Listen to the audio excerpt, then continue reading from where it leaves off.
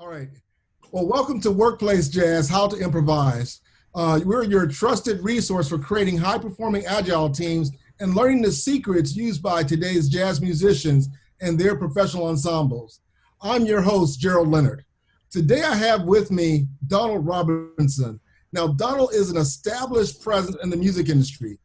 He has spent 7 years as a keyboardist and music director for Grover Washington Jr., and he's played keyboard and jazz with jazz artists such as Gerald Albright, Kurt Wayland, Kim Waters, Chuck Loeb, Najib, Stevie Wonder, Will Downing, Rick Braun, Walter Beasley, Eric Marienthal. Should I say more? I mean, the guy's been around the block and he's done a lot of cool things. His production credits includes 3 #1 hits on the Billboard charts, R&B charts, and he has arranged music and produced songs for Nancy Wilson, Phyllis Hyman, Vanessa Williams, Rachel Farrell, Stephanie Mills, Phil Perry, Gladys Knight, Tisha Campbell, Jasmine Guy, Don Lewis, and many others. Mr. Robinson has secured publishing deals with EMI Music as well as Motown Music Inc. He's also an active member of BMI and ASCAP and has served on the Grammy board in the Philadelphia area. I met Donald through a networking deal with a guy named Steve Harrison, who said, I want you to meet my keyboardist at my church. And I thought, okay, well, he's going to introduce me to this guy who's like this, really nice keyboardist. And I'm thinking, okay, great. So we set up lunch up in Philly at the airport, right? Remember that? That's and right. We sat down and we had lunch. Right. And I'm thinking, wait a minute. Donald Robinson. So I started looking up and I'm thinking, this is not some church keyboard player. This guy is the real legitimate thing who's actually paid his dues and has done an incredible lot. And since that time, we built a great friendship. Yes, He's actually helped my daughter with some of the music that she's doing. Mm-hmm. Besides the fact that he introduced me to Gerald Beasley, which opened up a whole new world of me getting back to playing and getting to network and work with some people, at least play with some people or just meet some folks who are just at the top of their game, like Victor Wooten, Marcus Miller, Gerald Beasley, and a bunch of them, David Dyson. I am so grateful to Donald, and I'm so honored that he said yes to do this interview with us, our conversation with us. And so, Donald, I just want to start off with, tell me a little bit more about your story, and how did you get started to in the music business, and what's been the keys to your success? Wow. Well, first of all, thank you so much for having me. I really appreciate being here. And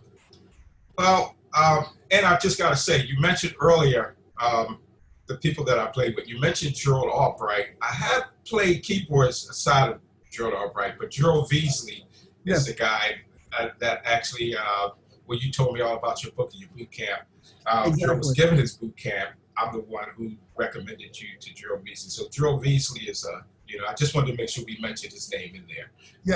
Yeah.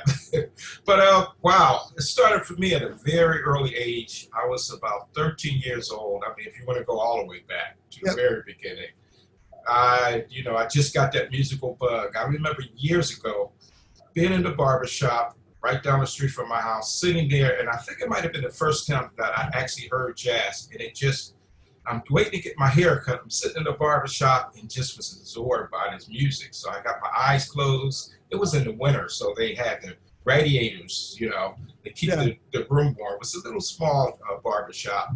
And I just remember walking in the back and going over to the radiator like it was a piano. And, now that I think about it, I think I've been listening. It might have been the first time I heard a song from my father. And I just started acting like I was playing the piano. And I'm just in my own world, got my eyes closed. And all of a sudden, I hear the guy at the barbershop say, "Play that piano, little boy." And I just jumped out of it. I'm like, oh, what just happened? So I just developed this love for music right away. And jazz was the first, genre of music that influenced me. I remember getting out the barbershop, running into my mom and said, "Mom, I want you to buy me a piano. I want to learn how to play the piano." And she was like, "What? Learn how to play piano? Where'd you get that from?" I said, "I don't know. I just want to play." She brought me my piano. I remember Christmas came and I had the Emily organ. It was like the wind type organ that cost like $49. They advertised it on TV. And that was my first organ. Had about 49 keys. And I started, it had little buttons that play the chords for you. So Yeah. I started playing the buttons and I started developing an ear and I could play the button, then I would figure out the chord. And it just grew from there. I just love music, and that's pretty much how it started for me. Just being at barbershop and hearing jazz, and it just struck me in a different way, and I just found a love for it. And from there, 16 or 17 years old, developed a band, a local band in the neighborhood. We were playing at little bars and cabarets, and then from there, I still was loving music. I went to college, a community college, and actually picked up the flute also because I wanted to play the saxophone, but they didn't have any. So I'll pick up a flute. It's kind of like the sax, the fingering are pretty much similar. Yeah. So I started playing the flute, and I ended up loving that. So I actually play keyboards and flute. Of course, I got more keyboard gigs than I flute, but I went from the community college to Philadelphia College of Performing Arts. Now it's called the University of the Arts. And I was a flute major there, got my degree in performing, and I played piano in a jazz band. So actually I was getting the best of both worlds because, with the piano and playing by ear for so many years, I was learning all the Chicory and Herbie Hancock stuff. But then the flute side was more on the classical side. So I was learning how to arrange and play more, orchestrational pieces at that time. Okay. So it was good because I would be in one room and hear them talk about, jazz musicians, all they do is improvise. And I would hear the jazz musicians say, the classical musicians, all they do is read music. So it was like a great being on both sides because then I learned how to read and I also learned how to arrange and compose music too. That's excellent. That's excellent. Yeah. I didn't know that about you with the flute playing. Yeah. My flute sitting right over there. Yeah. That's awesome. I did notice one time we were working together on something that I saw the flute there, and I thought, hey, that's the flute that Grover gave him. Yeah. Speaking of Grover, actually one day, Grover didn't know I played flute too, and we were at some little pawn shop and we were on the road, and the guy said, "Oh man, they have a flute. Why don't you get it?" So I ended up buying the flute, and we were playing Mr. Magic, and I'm playing keyboards, and instead of me playing a piano solo, I end up running over and playing the flute solo, and Grover looks at it and it's like, "Whoa, I didn't know you played flute. Now you're going to be playing flute in the band." So he had me playing flute also for some of the songs. Yeah. But yeah, so, I've been doing this for a while, and yeah, like I said, it's just a bug that I developed that I really just love music, and ever since. And I think if something that you really love, you're going to find ways to make it work. Exactly. Now, we're at this point in time, the world has changed quite a bit on true. Everything. And, I know that you've been actually probably busier now, seems like, than before. What do you think is going on in the music industry, and how has COVID impacted the music industry from your perspective? Well, I think for me being a producer, record producer, and a songwriter, and a musician playing on the road, my first love has really been record producing. And that's where I feel like once I started playing it live a lot, I got away from it. And actually COVID has kind of pushed me back into that again. So there's so many opportunities remotely that you can do online. You recently did something for Netflix. Yes. Now actually that Netflix thing was actually a song that when I was playing with a local band back in the day, it was a song that I'd done way back then that they happened to hear and end up putting it in the movie. The movie just came out, but the song was actually a song that was done, 15 years ago. So, it just helped me remember the value of songwriting, the value of songs. You just never know when things are going to happen. It's really relevant. Yeah. So for me, I've been working remotely a lot between people sending me their mixes or sending me their tracks or through Zoom and different things like we're doing now, I found ways to make it work, and it's been working really well.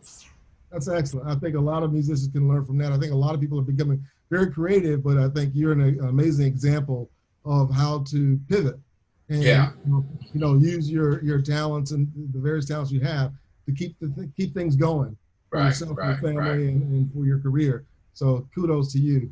So I know, one of the things I wanted to really talk to you about with this conversation was just your time with Grover, right? Because I have a book coming out, Workplace Jazz. And you gave me a story that's a part of the book, and I've also heard you do that story separately on a YouTube on YouTube where you shared it, and you shared some really interesting things. But how did you first get connected with Grover? How did you first get hooked up with him? What was going on for you? Yeah, so I think it was back in the 85, maybe to 80. 88, somewhere around there. I had a publishing deal with Motown at the time, and they knew about my jazz background, so I was doing R&B and jazz for them, writing songs for them. And they said, hey, Grover Washington is right in Philadelphia. Why don't y'all hook up? Now, I knew who Grover Washington was, of course, but I knew a lot of his musicians also who are mostly from Philadelphia. Pieces of a Dream, they were playing with Grover Washington. And a couple of friends of mine, Randy Boland was an excellent guitar player, and Kurt Dowles. So, I would talk to these guys. We would do studio sessions, and, they would, we're going out on tour with Grover. But then when the publishing company talked to me about, hey, you should hook up with Grover, I thought about songs that I already had. Wait a minute, I think this would be a great song for Grover. So it was a song that I wrote called Nice and Easy, which was the first song that I did for Grover. And the record company, I keep saying record company, but the publishing company connected Grover and I together, and Grover knew who I was. We haven't met, but, we knew who each other was. And he said, yeah, man, come to the studio. I'd love to hear some of your material. I played the song for him. He heard it. He was like, wow, loved it right away. And that was my first, actually time of working with Grover Washington. And then after that, we just developed a great relationship. He was such a mentor for me. I mean, not just his playing was at the top, but just his integrity and how he treated musicians. And then he offered me to go on the road with him. And I was just blown away about how he treated his musicians, because I heard so many stories about how, the main guy would stay in a 5-star hotel and he'll have his musicians playing in this old crazy motel somewhere. Grover wasn't like that at all. He treated us like family. Wherever he went, his band went. We traveled on the bus together. We stayed at the same restaurants. He just treated us like family. And he just exceeded my expectations as far as what I thought it would be like as a jazz musician traveling on the road with someone like him. And not only that, just the way that he would give back to the younger musicians. Every time we played and we would do a sound check, I noticed that there was a group of either high school students or college students or sometimes elementary students who were there to he would have them come and talk to them about music, and he would have some of the young guys come on stage, get your horn, come on, play with us, and have them play on stage with them. And then that night when we did the concert and we would do, Mr. Magic, he would call some of these young musicians to the gig and they would come and play with them on stage. So I was like, wow, what an excellent example of giving back. And he did that pretty much in most of the cities that he went into, right? Yeah, pretty much everywhere we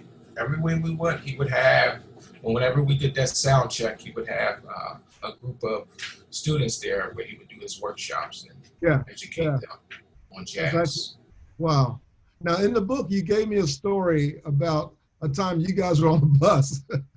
and asked me, can you tell us that story? And then what were some of the things that you learned from Grover as you went through that situation? Well, that's another great example, because we were in Colorado traveling. It had to be about 5:30 a.m. in the morning, coming down, and one of those tour buses where we have the bunks in it. We're all sleeping in the bus, and we're coming down this hill. And as I'm in the bunk, I hear the driver pull over to the side, and I hear the door open, and I hear him running, and he runs back on the bus, and he comes in the back. Everybody get off the bus right now, get off. Everybody's waking out of sleep. What's going on? The wheel is on fire. The wheel is on fire. Get out. You gotta get out. So we're grabbing as much stuff as we can and getting off the bus. Well, there were two buses, so none of the music equipment was on there. That was the crew before us. So just the band members and Grover and his wife, we were all on this bus. And so we get off the bus, and he's like, stand back, stand back. So we get back, and he runs and grabs a fire extinguisher, and he tries to put the tire out. And all of a sudden, the whole tire just goes in flames. And we're standing on the road looking at this tour bus, a 350,000 tour bus, at least that amount, go up in flame. I mean, and it happens so fast. And we're calling the fire department. So we're in Colorado. I mean, they took like a half an hour to get there. By the time they got there, the bus was a crisp. We couldn't believe it. So we're just like, of course, thankful that we got off the bus, and grateful that, you know, everybody got out safely. But it was just amazing. So not just that. After that happened, they had some vans come pick us up. Yep. And we were still making this trip. We were going to Aspen, Colorado, which they had that big jazz festival there. Yeah.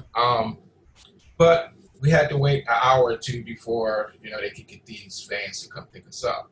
So they take us to this community center where we're waiting for the bus, and it's mostly old folks there. They're playing bingo and, you know, just doing activities, a lot of senior citizens. And Grover just decides to take his horn out, start playing his saxophone, start playing some blues. He does that. All of a sudden, it's a little upright piano, out of tune on the side. I start playing the piano, and you got all of these folks in this community center just up on it. They just dancing around to Grover playing, and they're just in awe, like, wow, Grover Washington is actually here, and he's playing the sax. And again, it gave me another example of someone who just made you know, a bad situation out of a great situation, because they were just like, wow, I can't believe we're getting this here. And so just looking at, like I said, his character, and that story just gave me so much more of his background besides him being just an incredible sax player. Well, that's awesome. That's awesome. And you do share more about it. And so I think we're going to kind of close it out here, but you do share a number of other things that are in the book about Grover that I really appreciate and I didn't know, and I've learned, and really, you know, as I've got a chance to work with you, you really exemplify a lot of those characteristics as well. To do what you've done, you know, you're extremely humble, and you're extremely gracious to the folks that you work for and work with, and I just know that, you know, there are bigger and better and greater things out there for you, and I think during this pandemic, you know, you've been put into a perfect place to just really share your gift, mentor and coach folks like myself, but also to kind of constantly produce music that we're going to hear on Netflix and that are going to be #1 hits. And I'm just thankful to be a part of the journey with you, and that you've allowed me to you know, bring you into my space as well of what I'm doing. And I really appreciate that, man. I really do. The feeling is mutual, and I'm just so grateful to be a friend of yours, not just from the standpoint of helping you out through the music side, because you are an awesome bass player. So get ready, everybody. He's ready to come out. Not just the book, but you got to hear his CD that we're working on too. It's going to be incredible. So I'm looking forward to just doing some great things with you also. I appreciate it, man. I really appreciate it. Well, I'll tell you what, guys, to learn more about Donald, you want to go to sowmusiconline.org. That's SOW musiconline.org. And if you want to learn more about the book, the easiest way, I'm sorry to cut you off, but you can also go to DonaldRobinsonStudios.com. That's with an S, which is probably easier. And also DonaldRobinsonStudios.com. Got it.